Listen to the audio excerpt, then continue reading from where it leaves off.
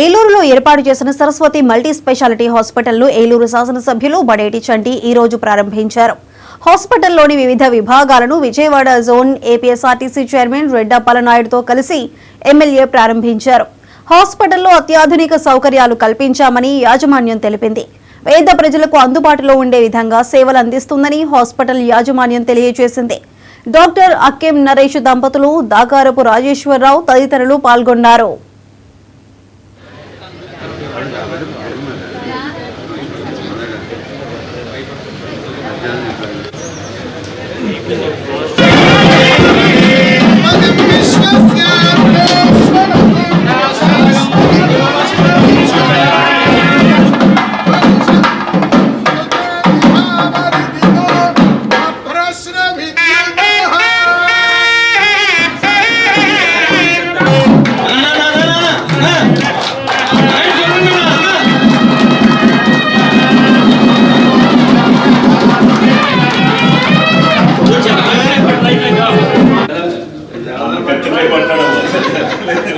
చూడండి అన్న సరే అన్న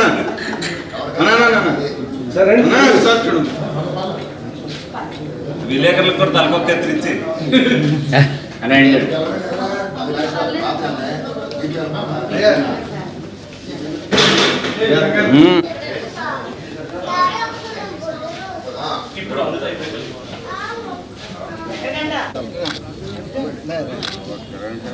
మీకే చేసుకోండి.